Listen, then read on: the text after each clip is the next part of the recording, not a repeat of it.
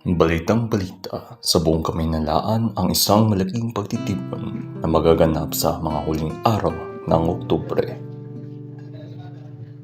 Magandang gabi, Jezebel. Magandang gabi din, mga dilag. Magtipon-tipon muna kayo diyan habang hindi pa dumarating ang mga bisita.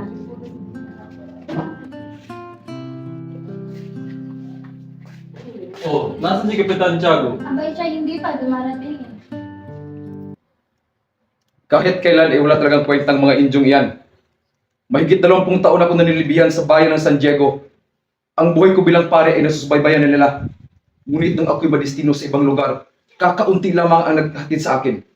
Mga walang modo, walang pasasalamat, at isa pa, kung hindi naman dahil sa nagmamagaling na Teniente General natin, ay hindi ako madestino sa iba. Bakit hindi pa rin kayo nagbigay alam? Hindi naman lang naisip ang pangalan ng Kura Paroko. Dahil sa mabait naman siyang tao, hindi siya makasalanan tulad ng pinaparapatan niyo. Mga kaibigan, maghintayan tayo ng matiwasay kung Kapitan Tiago.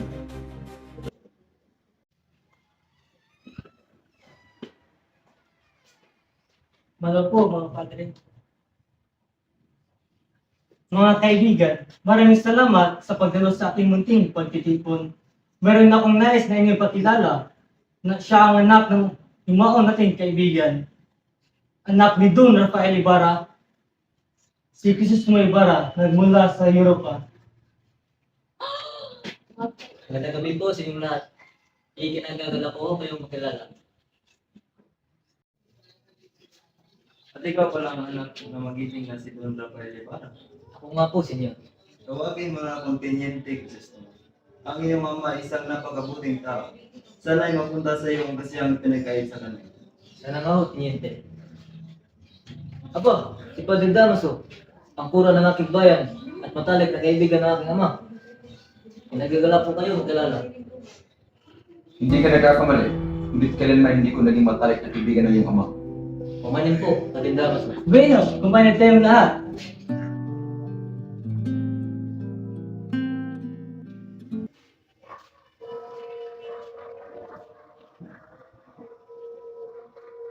Padre Sibayla, ikaw na maupo rito sapagkat mukhang pagod na pagod ka sa paghihintay natin kanina. Ay naku Kalina Maso, mas kailangan nyo na pong maupo. Mukhang namumutla na po ata kayo. Maupo na kayo dito.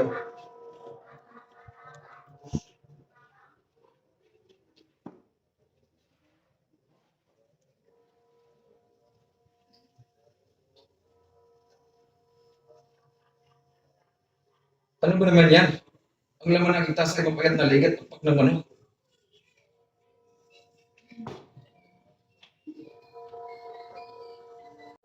Crisostomo, pagkatapos mo mapag-aralan ng bansang Europa, alin ang paborito mo? Wala akong paborito. Pagkatapos ko malaman ng lahat sa kanila, nalaman ko na wala palang kaganda-gandang mga lugar sa Europa. Yan lang ba natutunan mo sa Europa? Kahit sino naman ay matututunan yan kahit hindi naglulot sa'yo ng pera. Pumanin po sa inyong lahat. Kinailangan ko na pong umalis. Ngunit paparating na si Maria Clara, hindi mo ba siya aandayin? Pasensya na po. Ngunit may kailangan pa akong mas importante nga si Katuloy. Hindi alam ni Ibarra kung saan siya pupunta. Naglalamig siya sa kalsada at walang tiyak na matutuluyan.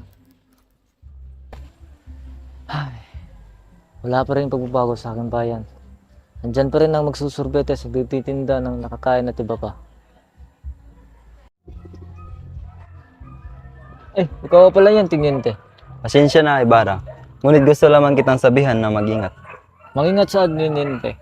Gaya ng ama ko, ako ay walang kaway. Huwag kang masyadong pakakasiguro, Ibarra.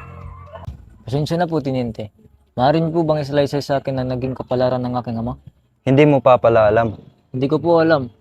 Gaya nga ng pagkakabatid ng karamihan, ang iyong ama, sa bilangguan namatay ang iyong ama.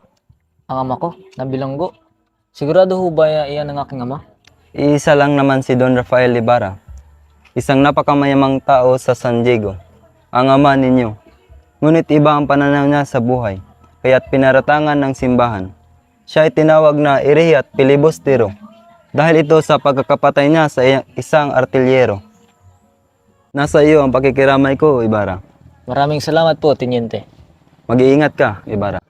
At tuluyan nagang naglayo ng landas ang tiyente at si Crisostomo. Ama, bakit tila malalim ang iniisip mo ngayon? Wala ito, Maria Clara. Ay ama, ako'y aalis muna. Sige, Maria Clara, pagpalain ka ng Diyos. Kinabukasan, maagang nagsimba ang magtiyang sina Isabel at Maria Clara. Hi, Tia! Napakaganda ng araw ko ngayon sapagkat bibisa tayo ng kanyang Ibarra. Ay nako, totoo iyan ina. Crisostomo, mabuti naman at naisipan mong bisitahin aking anak. Nasaan nga po ba siya? Nandito na siya! Naku po! Kumusta ka, Maria Clara? Mabuti naman ako, Crisostomo. O siya pa, ipagpatuloy na lang yung usapan sa labas. Doon kayo sa may azotea. Kumusta ka, Crisostomo? Mabuti naman ako, Maria Clara. Crisostomo, nang nasa Europa ka ba, may mga pagkakataong tumitingin ka sa ibang babae? At naalala mo pa rin ba ako kahit malayo tayo sa isa't isa? Aba, natago mo pa pala iyan? Oo naman. At iyon dahil mahal kita, Maria Clara. Mahal kong Maria Clara, labis akong nalulungkot sapagkat kailangan kong lumisan. Ang sabi ng ama, higit na kailangan daw ako ng ating bayan. Kaya't kahit palabag sa aking kalooban, ay kailangan mo na kitang iwanan. Ako'y magtutungo sa Europa upang makapag-aral. Antayin mo ang aking pagbabalik, mahal ko. Tayo'y magsusumpaan pa sa harap ng altar na magsasama ngayon at magpakailanman. Mahal na mahal kita, o irog ko. At ika'y hindi mawawala sa aking puso kahit na ako'y nasan pa man. Paalam, mahal ko. Magkikita tayo muli. Bueno, ako'y aalis muna, Maria Clara. Ngunit, kakarating mo pa lamang. Aalis ka na agad? Paumanhin, ngunit mayroon pa akong aasikasuhin. Araw kasi ng mga patay, huwag kang mag-alala. Magkita pa tayo muli. O siya, sige.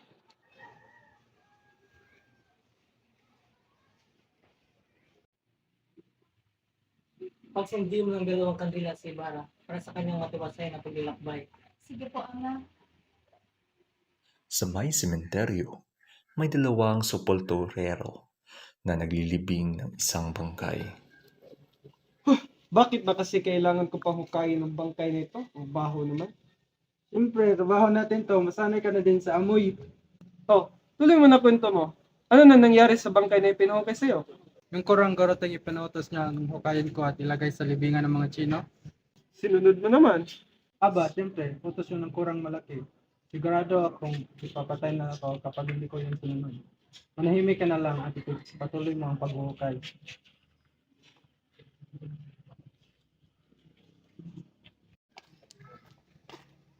Araw, alam niyo po ba kung saan ko matatagpuan ang libingan ng ama ko? Oo naman po, senyor. Nilagyan ko po yun ng malaking krus para maging palatandaan ng libingan ng iyong ama. Akala ko ho ba alam niyo kung saan nakalibing ang aking ama? Hindi ko nga rin po maintindihan kung ba't nawala yung bangka ng ama mo. Hindi ka nga alam. Kung hindi ako nagkakamali, baka doon banda yung libingan ng iyong ama. Ito,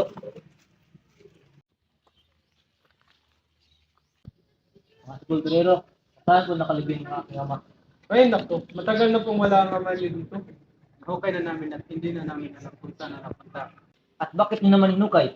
Nutos lang po sa akin ng kurang garoteng na hukayin niya.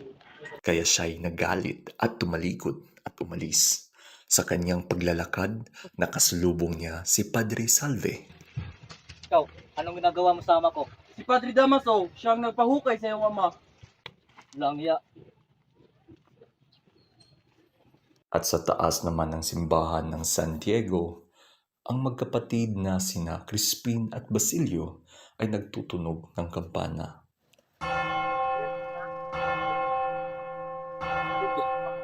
Tama na yan, Christine. Kaya ako natin. Kapatid, isa kapamilya na lang, kundi magpalit na tayo ng sakit na yun.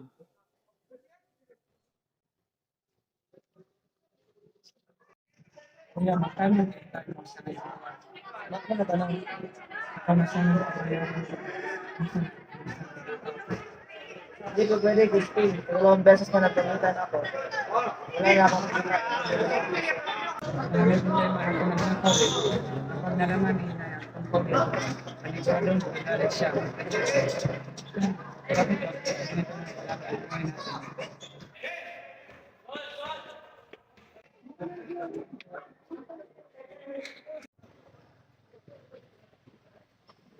Basilio, nagkamali ka naman ang pagkampana mo.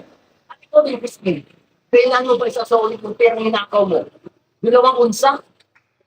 Hindi ka ulit at hindi mo sinakuli yung pera. Hintindihan mo? Natindihan mo pa pagnakaw. Kalapasan! Halay ka dito! Kuya, tingnan mo ako, kuya. Kuya. Crispin!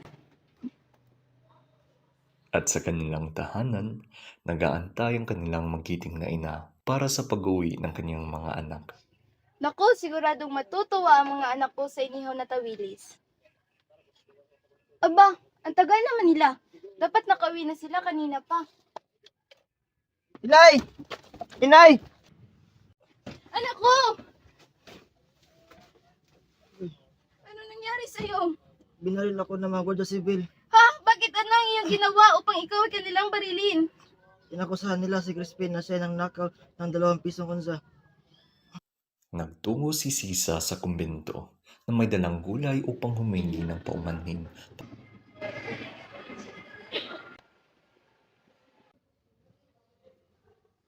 Ito na po ang mga gulay para sa kora. Nasaan na po ang aking anak na si Crispin? Paumanhin, wala si Crispin dito sa kumbento. Hindi mo ba alam na siya at kanyang kapatid na si Basilio ay hinahanap ng mga Guardia Civil?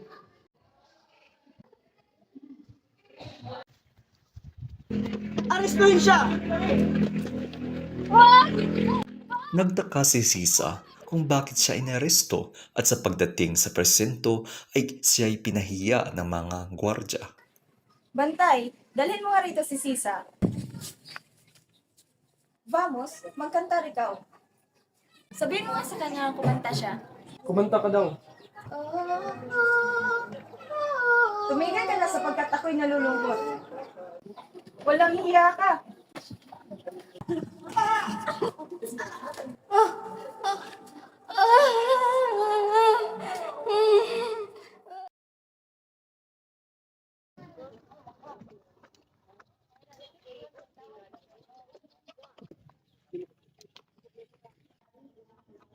Magandang hapon, Maria Clara. Magandang hapon din, Ibarra. Napag-isipan ko na tayo magsalo-salo sa tabing dagat kasama ang mga kaibigan. Aba, maganda yan ah. Sige, at imbitahan na din natin si Padre Salve. Kung maaari, wag sana nating imbitahin si Padre Salvi. Bakit? Sapagkat nung ako'y bumalik para tumulong sa piyesta ay parang nag-ibang kanyang ugali. Baka pagod lang iyon. Malapit na rin ang kapistahan ng San Diego. Ganun ba? Paumanhin at ako'y magpapahinga muna. Aha, sakto. Si Padre Salve. O Crisostomo, kumusta ka na? Ayos na naman po ako, Padre.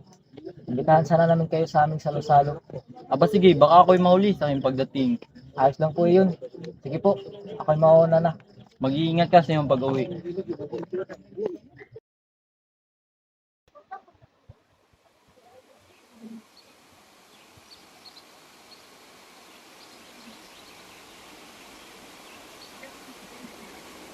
Wala na akong oras para manatili at manood dito. Kailangan kong hanapin ng mga kalalakihan.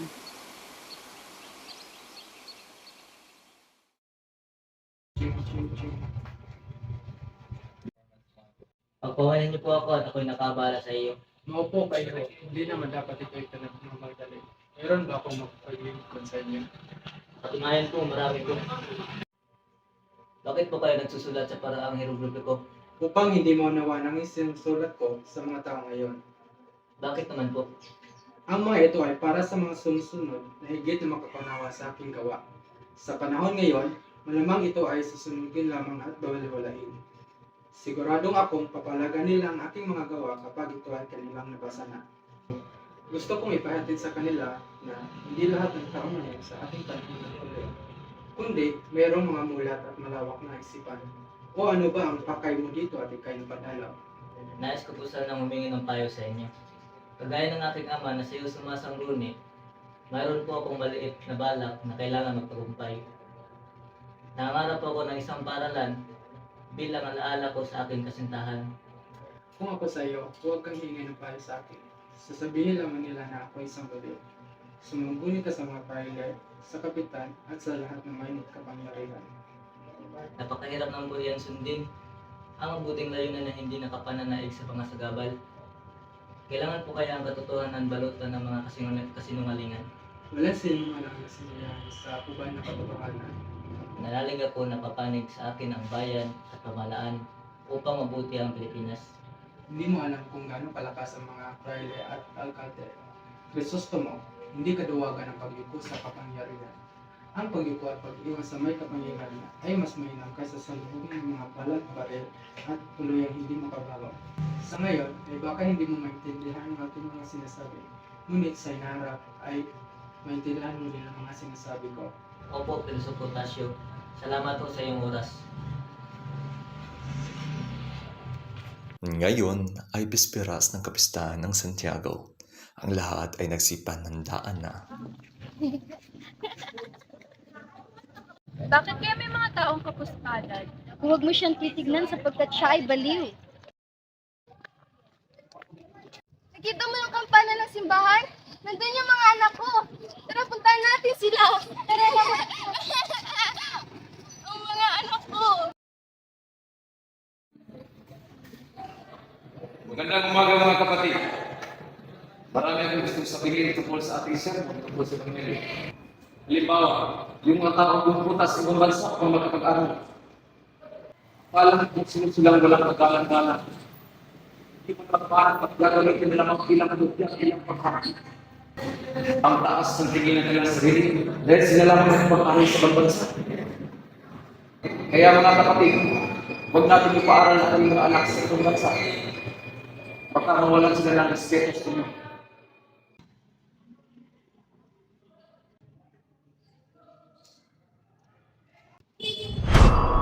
Nasa panganib ang buhay mo, Crisostomo. Tandaan mo itong mga sasabihin ko sa iyo. Huwag kang lalapit sa hukay. Huwag kang bababa sa hukay. Palagi kang lumapit sa kura. Mag-iingat ka palagi, Crisostomo.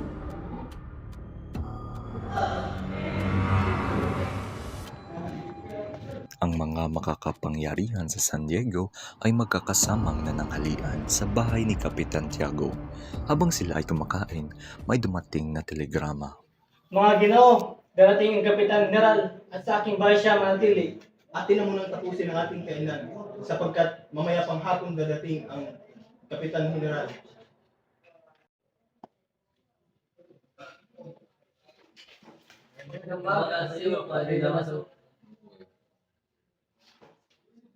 Binabanggit lang po ni Ginong Ibarra ang mga arkitektong nagsitulong sa kanya sa kanyang paaralan ng kay dumating. Wala akong kamuangan sa mga arkitektura, ngunit aking dinudusta ang mga arkitekto at ang mga taong mangmang na nagpapagawa sa kanila. Pero ang paaralang nais sa patayo ni Ibarra ay kailangan ng madalubhasa. Sino dalubhasa? Siya nagpapakilala lamang na higit sa kabubuhan ng isang hangal kumpara sa mga Indyo na nagpapatayo ng kanilang mga sariling bahay. Parang hindi niya kilala ang mga Indyo. Magkapag-aral lang kakaunti at magkapunta sa Espanya, akala mo kung sino na. Lahat sila ay magbabayad. Ang ama ng mga taksin nito pinarusahan na ngayon pa lamang. Namamatay sa bilang diwa ng Ayaw kayo sa amin. Nakita mo na ba yung kamatayan, ha? Isa kang tinatawan ng kabanalan. Isang paring puno ng pananalig ang bibig, ngunit ang puso'y malupit at sakim. Hindi mo man lang naisip ang iyong sariling ama. Kapitipo na ito. Sa lahat ng taong iyong minamaliit, wala kang katulad di isa man lang sa kanila. Wag Ibarra! Sa hapong iyon, dumating na nga ang Kapitan General at kinausap ang mga mamamayan sa San Diego, lalo na si Crisostomo Ibarra ukol sa kanyang mga nagawa kaninang tanghalian. Noong magabi sa araw na iyon, nagsimula na ang prosesyon. Lahat ay nakisama sa parada ng mga santo maliban kay Doña Consolacion na nanatili sa kanyang bahay. Hindi ko malaman kung paano sila nabubuhay dito. Kailangan nga maging Indio. Mga walang pinag-aralan at nagmamalaki pa. Biruin mo, ang mga nakakasalubong natin ay hindi man lang nagbibigay pugay sa atin. Hoy, Tiborcio, turuan mo nga ng urbanisasyon ang mga iyon. Ngunit baka ako'y kanilang balikan at mapaway pa. Hay nako, isa ka pang Indio. Tayo mas nakakaangat sa kanila. Dapat sila magbigay pugay sa atin. Hoy! Ako bang dinuduraan mo? Ngayon, ano nangyari sa iyo, Donya? Bakit ba ako'y tinitingnan mo ng ganyan? Naiinggit ba kayo sa akin? Kung sa bagay, sa hitsura mo, ako ay mas nakakaangat. Ako? Naiinggit sa inyo? Marahil nga. Oo nga.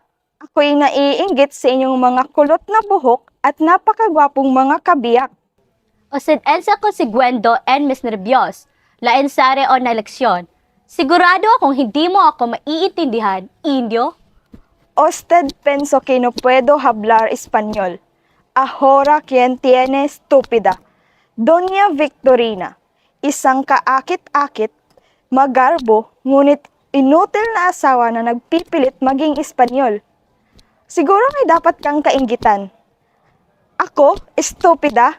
Alam mo ba yung mga sinasabi ha? Es Silicentísima Señora Puput. Hoy, kilalanin niyo ang inyong kausap. Huwag mo kong ibibilang sa mga tagalalawigan. Siya nga, bakit? May pinagkakaiba ka ba sa amin? Sa aming bahay sa Maynila, hindi nakakapasok ang mga alperes. Sukat na sila'y mag-aantay sa pinto.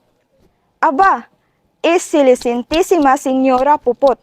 Hindi nakakapasok ang mga alperes. Nakakapasok ang mga pilantod.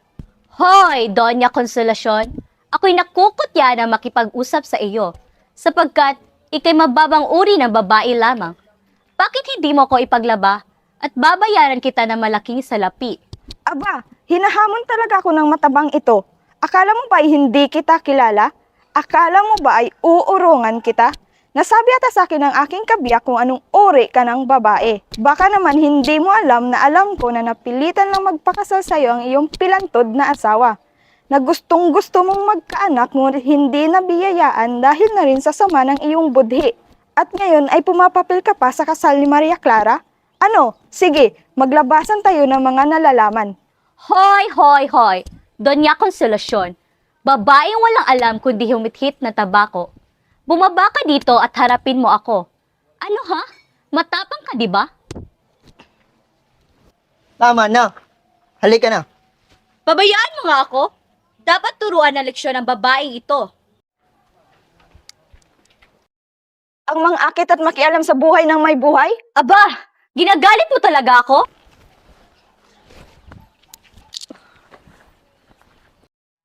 Makaraan ng ilang linggo, biglang dumalaw si Elias sa bahay ni Crisostomo na may dala-dalang masamang balita. Ginoo, ikay umalis na ngayon dito. Kunin mo na ang lahat ng papeles at sunugin mo to lahat. Lisanin mo na ang lugar na ito sapagkat ikay nasa panganib. Ha? Ano ang iyong ibig sabihin? Isang pag-aalsa ang nakatakda ngayong gabi. At ikaw ang sinasabing leader ng mga tulisan. Ikaw ang binabanggit na nag-utos na umalsa at lusuin ang kwartel. Kayo umalis na ngayon din. Ha? Anong gagawin ko? Nalilito na ako. Akin na ate kaya aking tutulungan. Kilala niyo ba si Ginoong Ibarremendia? Oo, siya ang nunong ng aking ama. Si Don Pedro Ibarremendia? Bakit mo ba ito natanong? Si Don Pedro Ibarremendia ang nagbintang sa aking ninuno na nagsanhi sa aming kamalasan. Ang tagal ko nang hinanap ang apelidong ito. Ngayon magbayad ka sa aming mga kamalasan.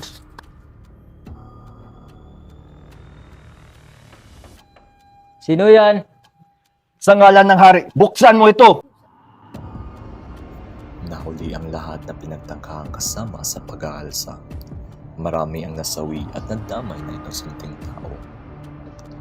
Sila Ibarra at Elias ay naglalakbay sa lawa upang makatakas sa mga naghahanap sa kanila habang nasa kadiliman ng gabi. Nang mag-umaga ay may nakasalubong silang bangkang may gwardyang sibil.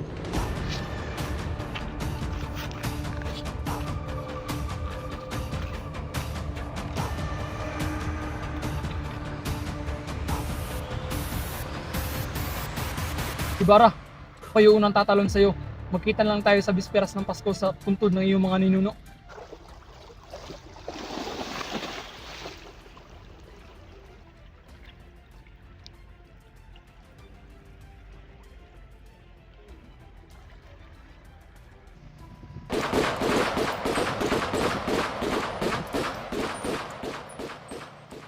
Sa isang bukid naman ay inalagaan ang anak ni Sisa na si Basilio ng mga mag-asawang mabait.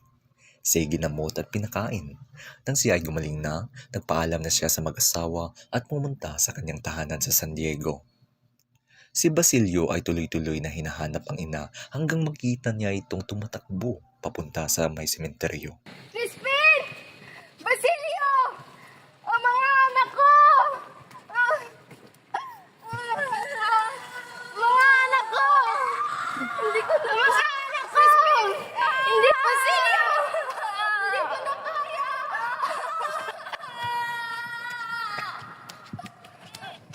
Inay! Inay! Ako to, si Basilio! Inay! Anak!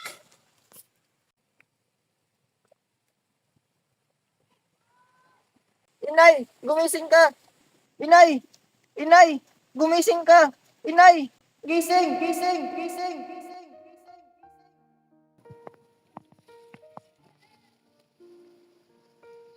Pumasok na si Maria Clara sa kumbento at lumipat na sa Maynila si Padre Damaso.